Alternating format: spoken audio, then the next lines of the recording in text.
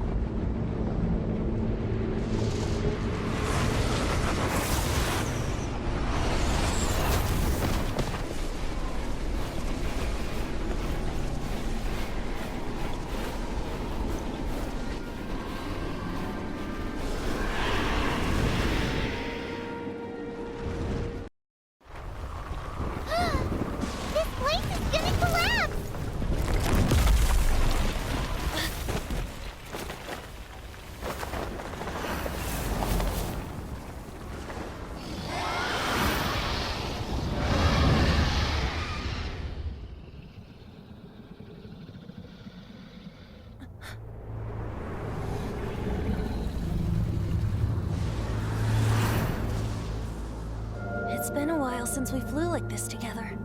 Huh, Dvalin? Just now. Why? Why did you not ask me to protect you like the last time? Me not wanting you to listen to the Abyss Order doesn't mean that you have to listen to me. Freedom, if demanded of you by an Archon, is really no freedom at all.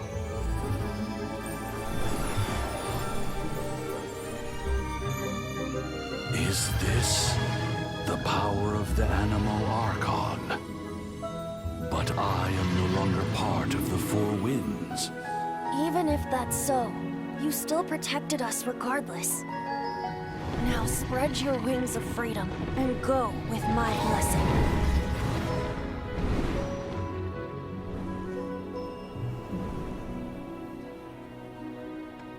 And so, the Storm Terror threat was quelled. I clarified the misunderstanding to the citizens of Mondstadt and let them know that they are safe. To them, it seems Storm Terror attacked Mondstadt out of nowhere and then vanished just as quickly. They must be finding the whole ordeal very confusing. However, winds change their course. Someday, they will blow towards a brighter future.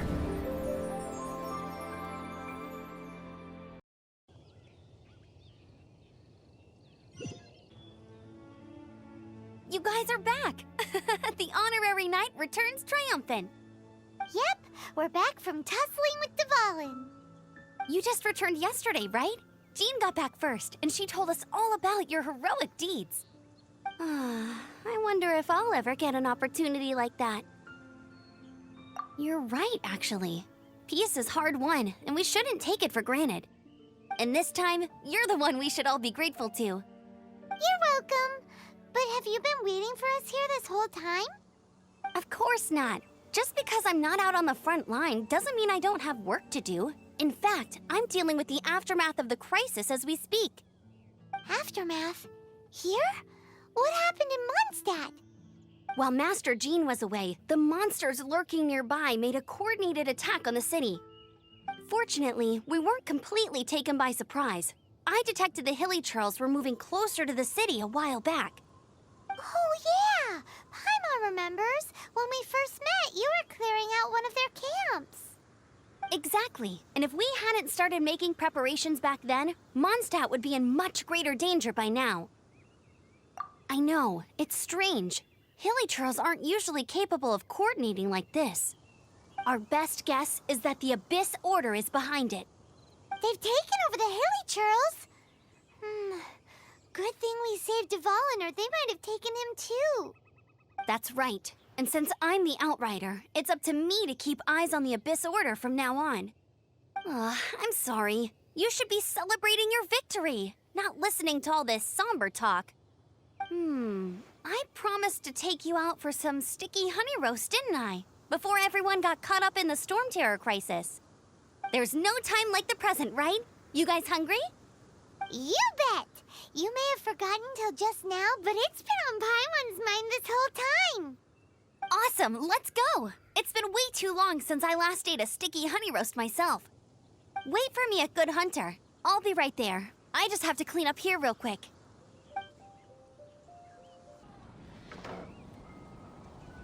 Greetings. May I take your order?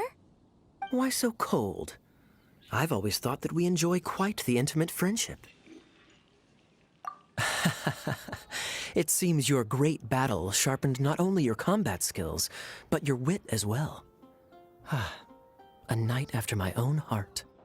To bask in the presence of Mondstadt's new big hero is quite the morale boost. And that's coming from a knight. Sweet-talking, sugar-coated Captain Kaya. Nonsense. I speak from the heart. Me? Nothing. On the contrary, I'm trying to work out what others are plotting. That's why I'm here. Somewhere quiet, where I can collect my thoughts. So what you thinking about then? The Abyss Order. A dragon wreaks havoc in Mondstadt, and the acting Grand Master leaves the city to combat the threat. Strategically, that's the perfect moment for the Abyss Order to make their move. If you were the Abyss Order, would you squander this golden opportunity by sending in nothing more than a few hilly churls? To get to the bottom of it, I decided to wait. So I waited, and watched for their next move. Then came the day you made all hell break loose in Storm Terror's lair, just as the hilly churls' cries sounded from the city gates. That same day, I saw shadowy figures lurking in the city itself. Inside the city? Well, all the other knights were outside, fighting the enemy. As you can imagine, that left the inside of the city completely unguarded. Except for me, of course. And so I approached the Abyss Order infiltrators for a bit of, let's call it fraternizing. Through various means, I managed to gather some rather interesting intel. The situation is this. The Abyss Order, they are united under a single leader. The Abyss Order has a leader? Yes. And it was this very leader who devised the plot to turn Dvalin into a weapon of war. What exactly did you have to do to find this out? Let's just say I'm blessed with certain linguistic powers. There's more. The Abyss Order has a name for this leader. They call her the Princess. Now, I'm sorry to cut this intelligence briefing short, but I do believe I spy Amber heading this way. I think she's still angry with me for my absence from the defense effort during the attack. I'd better slip away before she notices me.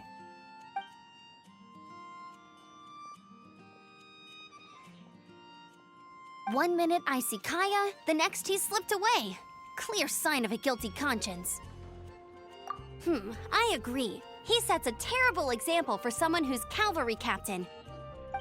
But let's forget about him. I worked super hard today, and my tummy's rumbling. Let's order. Hi, Sarah. One sticky honey roast, please. So, now the Storm Terror threat is behind us. What are your plans for the next step?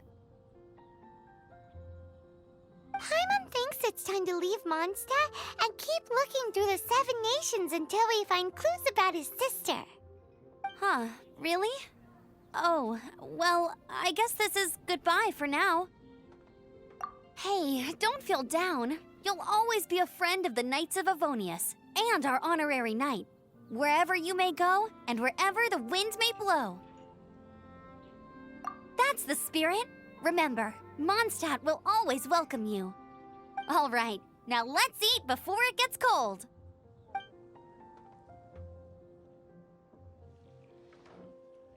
That was good. Note to Paimon, Amber's recommendations are worth the wait.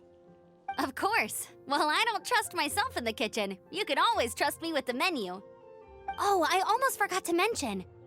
Jean's waiting for you at the cathedral. It's something to do with the Holy Lyre de Himmel. You'd better head there now. This is Barbara, the deaconess of the church. She is here to retrieve the Holy Lyre de Himmel. May the Animo Archon protect you. I'm not really in a position to speak compared to our acting Grand Master, but I still want to thank you all on behalf of all of Mondstadt for your assistance. Fortunately, everything was resolved peacefully. I can't imagine how an all-out war between the military and the dragon would have ended. Now the Fatui have no choice but to keep their mouths shut. They must be annoyed that things didn't turn out as planned for them. This time, they even lost their best excuse to pressure the Knights of Favonius. Diplomatically speaking, they gained nothing, and on the contrary, simply proved just how vexatious they can be. Sounds like quite the story. So, did you bring the Holy Lyre with you? We cannot ask you to keep defending the lyre forever. The Seneschal has been pressing me for a while now. We, did bring it with us. It's a little... Oh, don't worry. I'm not here to collect rent. The church has always received special funding. The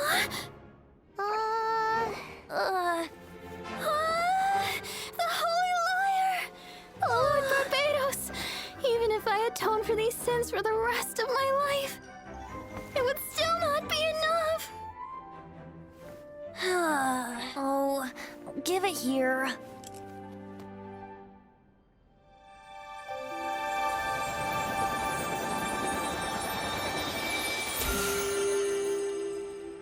How could this Holy Lyre, but how?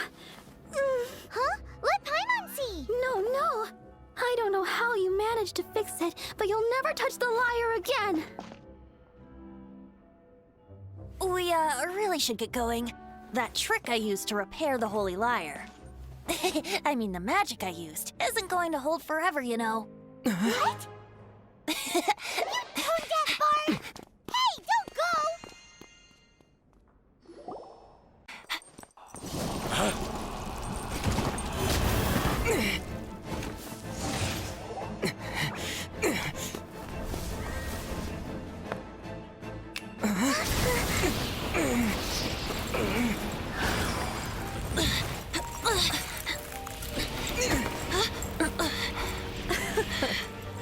At last, Mondstadt's rodent ruler in the flesh.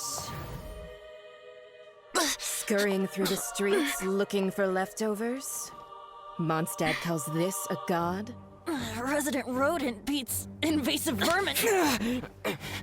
Don't you dare speak back to me, insolent bard. Absentee Archon of Mondstadt. How impotent you've become. That smirk you wear looks out of place. Did you steal it from your master's face? Should have held your tongue.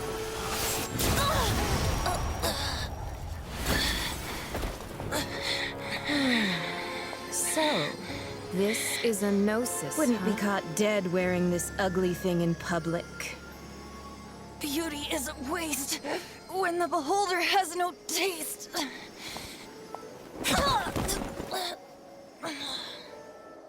Venti! Well, we have what we came here for. Come, before our dear Favonian friends arrive. Leave nothing for them to find.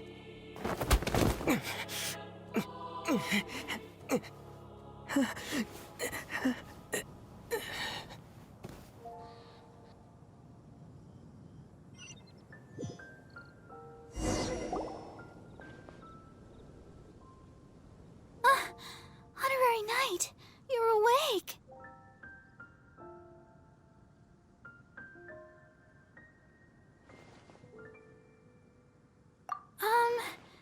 I wouldn't say he's all right, exactly. I found you lying unconscious outside the cathedral and used my elemental powers to heal you. That bard awakened first, but strangely, my healing powers had almost no effect on him. This is the first time I've encountered such a patient, but he just said it's completely normal, and then got up and left the cathedral. He left? Already? Where'd he go? The symbol of Mondstadt's hero. That's what he said. I wanted to stop him, but Master Jean, said to let him leave. How strange. Paimon remembers Venti healing under that tree before. It's probably due to the connection between Windrise and the animal Archon. Master Jean has figured it out as well, but we can't tell Barbara. The wind amongst the branches is good. I love the way it smells. I said the exact same thing last time. So you noticed. This isn't something I'm meant to discuss with ordinary people, but I suppose I can let you in on the secret. As you know, visions are external magical foci that only a small minority of people possess. They use these visions to channel elemental power. In truth, every wielder of a vision is one who can attain godhood and ascend to Celestia. We call such people allogenes. Allogenes? Paimon's never heard of them before. That's because this is a secret that only Archons are privy to. We don't need primitive tools like visions. Instead, each Archon has an internal magical focus that resonates directly with Celestia itself, known as a gnosis. It's just a glowing glass ball I carry around to avoid suspicion. So who was that nasty woman who sent Paimon flying and stole your gnosis? Her name is Signora, number 8 of the Harbingers. She and the rest of the Harbingers have been given godlike executive authority by the Tsaritsa of Snezhnaya, and with it, strength surpassing that of other mortals. The Tsaritsa of Snezhnaya? Isn't that... Indeed. She is one of the 7. The Tsaritsa who reigns from her winter palace, and the one person that the Fatui Harbingers all answer to. The 7 don't always get along well, but still... I never thought that she would plot to steal another Archon's gnosis. How should I put this? 500 years ago, I knew her well. But I can't say the same is true now. You see, a certain catastrophe happened 500 years ago, and after that, she cut off all ties with me. But we can save discussion of the Cryo Archon and the Fatui for another day. If you seek the rest of the 7, many difficulties lie ahead of you still. You should head for Mondstadt's neighboring nation of Liyue. The Geo-Archon who reigns there, unlike me, administrates his entire region personally. He only descends once every year to give his divine predictions, which set the direction for Liyue for the rest of that year. Even so, it sounds like he works much harder than a certain someone, In any case, this year's Rite of Descension is soon to begin. If you miss it, you'll just have to wait another year. What? Oh, why didn't you tell us before? Well, then bye! We're going! One moment, Windborn Outlander. Just use it gratefully. Or, better yet, treat me to a glass of dandelion wine. Traveler, as you set off on your journey once again, you must remember that the journey itself has meaning. The birds of Tevat, the songs in the cities, the Tsaritsa, her Fatui and the monsters, they are all part of your journey. The destination is not everything. So before you reach the end, keep your eyes open. Use the chance to take in the world around you. Great. So, that's that for the Animo Archon's admonishments. Back to Venti time. If you want to chat, now's the time. A bard stays not always in a single climb.